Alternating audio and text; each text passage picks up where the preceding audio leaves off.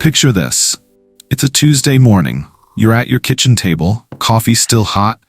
You've got your phone in your hand, looking at a position you've been babysitting for 14 months. You bought in at $31. It's trading at $58 now. You've almost doubled your money. You run the numbers again. Just to be sure, $40,000 in gains. That's enough to kill your car loan and still have a nice cushion left over. You think about it for maybe 3 minutes. Then, you tap sell. The confirmation pops up. You exhale. You feel like a genius. 3 weeks later, reality hits. Or rather, the tax bill hits. Federal capital gains, state tax.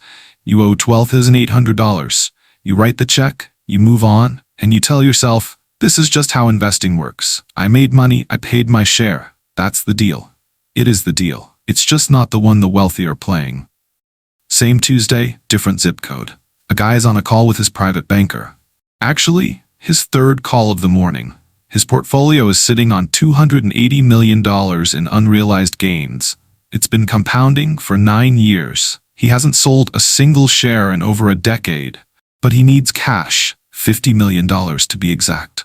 His daughter's family office is eyeing an infrastructure play, and he wants in before the round closes. His banker doesn't tell him to sell. He has a structure ready. They pledge a slice of that portfolio as collateral. The loan clears at 3.4% interest. $50 million lands in his account by Thursday. No sale, no capital gains event, zero tax bill. The $280 million keeps compounding. The $50 million is already out there working. And that interest on the loan, it's a rounding error compared to what the portfolio made in the same quarter. By Friday, he's on a flight to Singapore. The position he didn't sell gained $4 million while he was over the Pacific. See the difference? You did everything right. You researched, you waited, you executed, you paid your taxes like a good citizen. He didn't sell, he borrowed, he deployed, he grew. You're playing the game you were taught. He's playing a game built not on when to sell, but on how to never have to. Let's talk about how that game actually works. Level 1. The trigger. You learn to invest the same way everyone else did. You read the books, you watched the videos, you opened a brokerage account at 24 with $3,000 and felt like you finally joined the adult table. The logic was simple. Buy assets, let them grow, sell when the time is right, take the profit, rinse and repeat. That's the script. And for a while, it feels like it's working. You buy an index fund at $41, it hits $63. You hold through 2 corrections because you read somewhere that patience is a virtue. You feel disciplined. You feel like you've cracked the code. Then life happens. You need the cash. Or maybe the position is up 60% and you're terrified of giving back your gains. So you sell. The money hits your account. You get that hit of dopamine, the satisfaction of watching a digital number become real, liquid cash. Yours. Then April comes. Federal capital gains tax. If you held for over a year, you're looking at 15 to 20%. If you didn't, it's ordinary income. That could be 32%, 37%. Toss state tax on top. If you're in California, add another 13.3%. No discounts, just a massive haircut. Suddenly, that $40,000 gain is $27,000. Maybe less. You write the check, you reinvest what's left. But now, your new position has to work twice as hard just to get you back to where you were before you won. You're not starting from $40,000 anymore. You're starting from $27,000. You do this for 10 years. You're consistent. Your net worth grows. You're proud of yourself. But here's the cold truth. Every time you sell, you're hitting the reset button, and every reset costs you 20, 30, sometimes 40 cents on the dollar. Every dollar you hand over in taxes is a dollar that stops compounding. Forever. That dollar, at 7% growth over 30 years, would have been $7.61. Instead, you gave it to the government because it was April. You didn't make a mistake. You followed the rules exactly as they were written. That's the problem. The rules you're following were written for people like you. They weren't written by people like you. The guy in the other zip code knows this. He's known it for 20 years. He never touches the principle. He never triggers the event. He found a different set of rules hidden inside the same tax code. One that lets him spend $50 million without losing a single share. Here's the mechanics of it. Level 2. Collateralized loans. The guy's name doesn't matter. His structure does. He owns a massive stake in a company he helped build. Market value $280 million. His cost basis? $4 million. He got in early. He held. It grew for 19 years. On paper, he's sitting on $276 million in unrealized gains. If he sells even just 10 cents, he triggers a tax bill on $27.6 million. Between federal rates, the net investment income tax, and state taxes, he'd owe the government somewhere between $6 and $9 million within a year. He's not doing that. He calls his private bank. The conversation is short. They've done this 1,000 times. He pledges a portion of his portfolio as collateral. The bank cuts him a line of credit at 3.4% interest.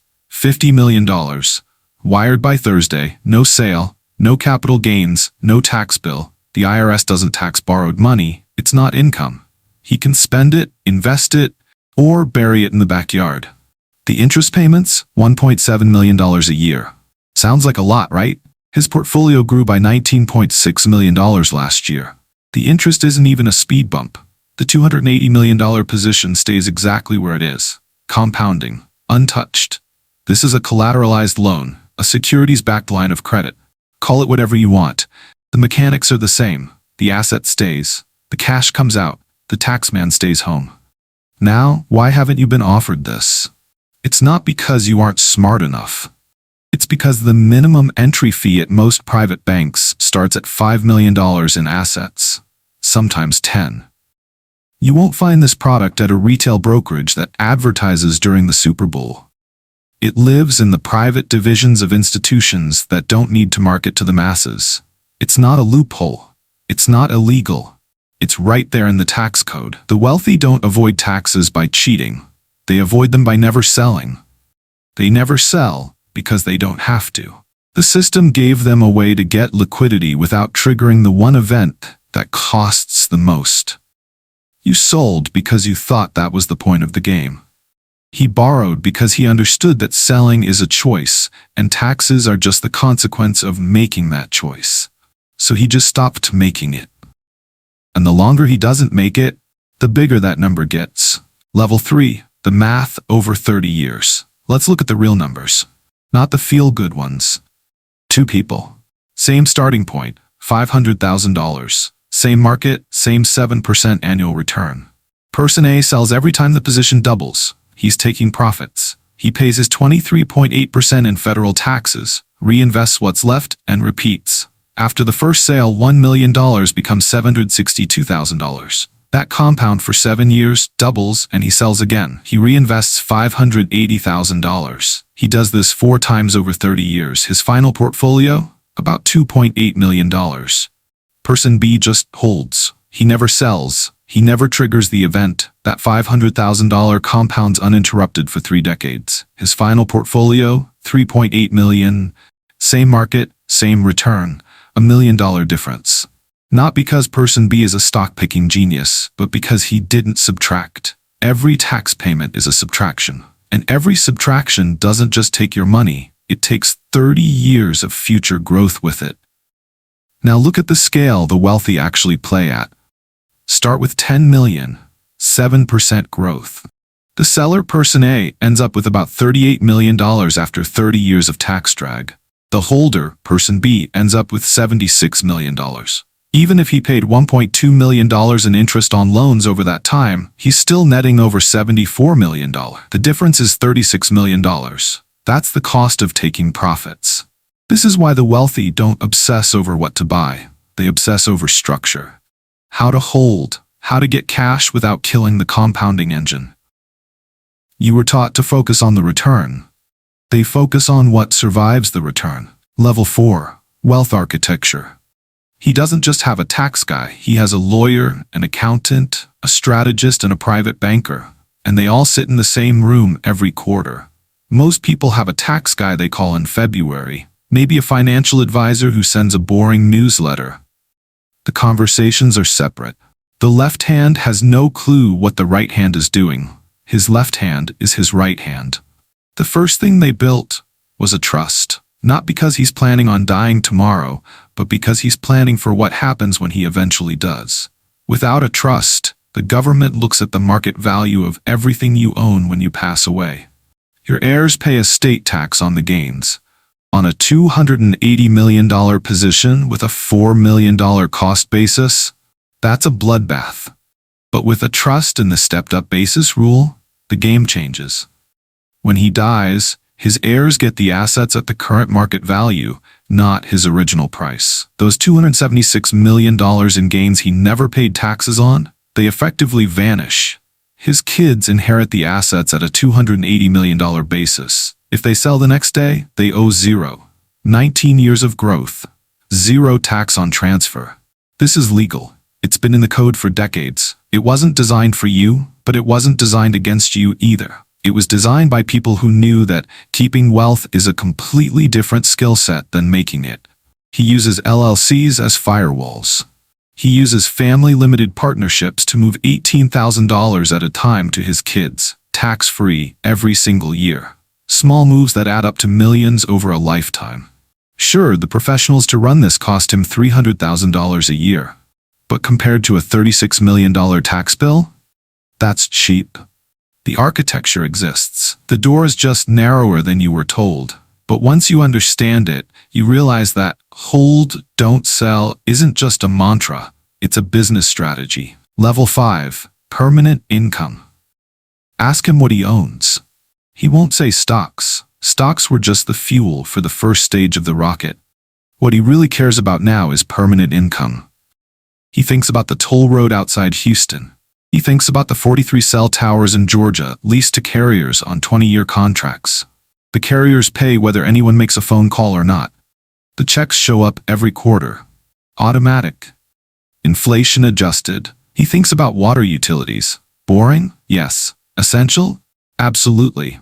People pay their water bill in a recession. They pay it when the market drops 40%. The revenue doesn't care about market sentiment. This isn't passive income in the way some 22-year-old on TikTok talks about it. This is contractual income. Someone is legally obligated to pay him every month. Real estate is the entry point, but not a single-family rental where one bad tenant ruins your year. He owns institutional portfolios. Industrial warehouses leased to Amazon for a decade. Net leases where the tenant pays the taxes, the insurance, and the repairs. He just collects the check. These assets do 3 things. They pay him to live, they appreciate, they act as collateral for more loans. He doesn't sell them for cash, he extracts cash from them. You keep money in a savings account earning 4.8%. Feels safe, right? But inflation is at 3.1%. Your real return is 1.7%. Your purchasing power is basically standing still. His toll road raised its rates 3.8% last year because the contract said it could. Cash decays. Assets breathe. He stopped holding cash a long time ago. He holds just enough to cover a year of life. Everything else is deployed. Everything else is running. Level 6. The network. Look at the whole picture. That $280 million stock position? It's collateral for a $50 million credit line. That line funded a warehouse portfolio, a private credit position paying 11%, and an infrastructure fund. The warehouse pays the interest on the credit line. The warehouse pays for the loan that bought the warehouse. He paid zero out of pocket. The private credit position is secondary collateral for another loan. It's a network. Everything supports everything else. Liquidity flows through the system without a single dollar ever leaving to pay the IRS. Now look what happens if he sells. He sells the stock. $280 million becomes $207 million. The credit line collapses. The $50 million loan gets called. He has to liquidate the warehouses to pay it back. The distributions stop. The whole structure falls apart. One sale, 6 consequences. He didn't just lose the stock. He lost the architecture. He lost the future growth. When you sell, you think you're taking chips off the table. He knows that without the chips, there is no table. You've been looking for the exit, the right price to sell, the right moment to take the money and feel like you won. That's the game you were handed. Find the exit, take the profit, start over. He isn't looking for an exit. He builds positions he intends to hold until he's in the ground. And then he structures them so his kids never have to sell either. Real wealth isn't built by making the right trades. It's built by refusing to subtract. Every sale is a subtraction. Every tax bill is a subtraction. Every time you turn off the compounding engine, even for a good reason, you are losing. He stopped subtracting a long time ago. You won't build his structure tomorrow. But the principle is free. Don't sell what's working. Borrow if you need cash. Hold through the boredom. Let the asset run while you figure out your next move. He didn't start with $280 million. He started by making one decision differently. Then he did it again. And again. For 19 years. The position didn't grow because he was a genius. It grew because he had the discipline to leave it the hell alone.